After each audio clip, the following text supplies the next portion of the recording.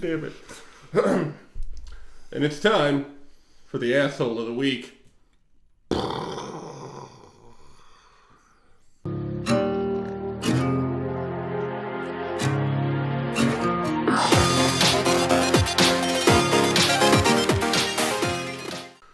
Asshole of the week. It's a story you actually may or may not have heard.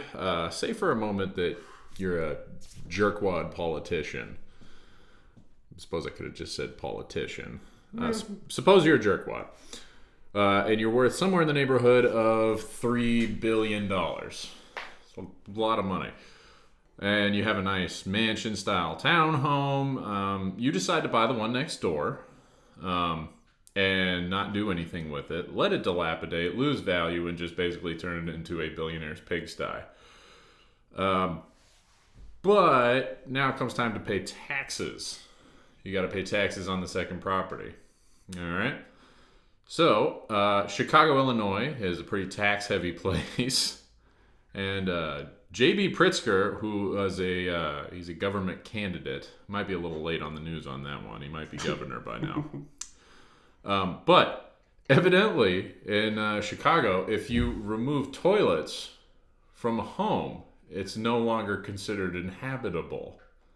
So over the course of 5 years, he removed the toilets from his house. Then over the course of 5 years, proceeded to rake in like $332,000 in tax relief because his second property was uninhabitable.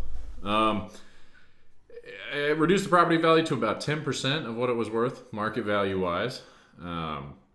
And his political opponent called him the Porcelain Prince of Tax Avoidance, which might be the most clever political moniker I think an opponent has ever given to, his or her opponent.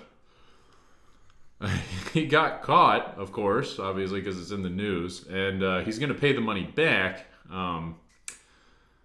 But it kind of makes you wonder what else he might be up to. Because literally the only reason he's paying it back is because he got caught. And if you're that kind of scumbag, I feel like maybe you not only are the asshole of the week, you might be the asshole of the century, rich guy-wise. Yeah, I mean, if you're worth $3 billion, you don't want to, pay a small property tax. If you're worth $3 billion, $332,000 is something you could find in your couch cushions. It's a big couch. But, it's an... irreverent. It's not irreverent. It's his couch is probably made out of porcelain. That's what he did with the toilets. He's made a couch out of them. Now he doesn't have to get up every time. He just sit there all day.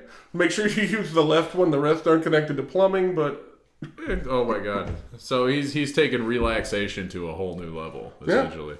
Yeah. So not only is he a jerkwad politician, cheaper than basically anybody. I'm not like a big Donald Trump fan, but I have to draw some correlations here. We're talking about a man whose party platform basically stood on top of this giant stack of Donald Trump's tax records that he wouldn't show anybody. It's true. Pointed down to it and said, "You show us this," and then he pulls this. Hey, What a Democratic deuce thing to do. That's a pretty big douchebag move as well. Yeah. So, as far as being the Porcelain Prince of Crime is concerned, it doesn't seem to have actually affected the outcome of the race. That's probably something we should look up, actually, while we have everybody's attention. J.B. Pritzker, Chicago, Illinois. He was actually last. He was ahead of his Republican opposition by 22 points. Let's find out if he won. I want to know if the city of Chicago took a big crap on itself. Yeah, he won. Of course he won. 15%. 54.5 to 39.1. Not even close. And there will be a picture of this gentleman because you need to see him if you don't know what he looks like. We'll throw it up there. And he looks like this. It's special. Yeah. That guy looks like he needs a lot of toilets. Well, in fairness, it probably takes more than one. Maybe he's putting 2 in the bathroom of his other mansion so that he can double deuce. But I feel like it's like some kind of funnel Yeah, we don't need to go down that rabbit hole. Is it a rabbit hole or is it a different kind of hole? It's a different kind of hole. There's a whole new kind of plumbing involved. It's a hole we're not going down. All right. All right. It's just I mean, pipe. There's just get right up on that pipe. There you go.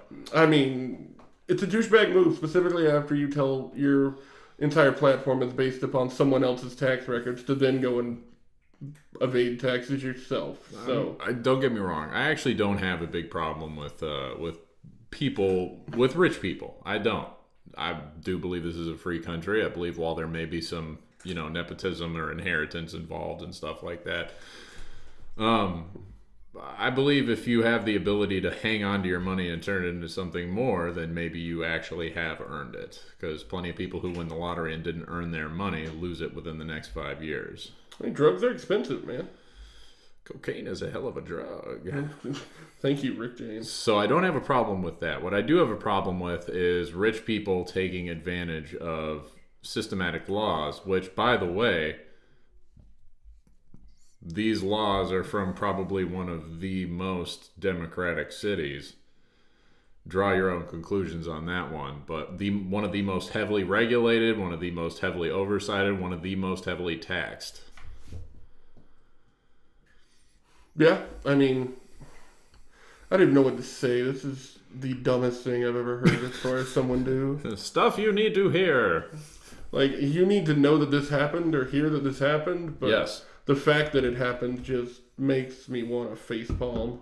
I would have voted for the Republican guy just because he called his opponent the Porcelain Prince of tax evasion. Wit goes a long way with my vote, and I would have done the same. What would you have done? Let us know in the comments. Like and subscribe. Thanks for watching. We'll talk to you again soon. Press start.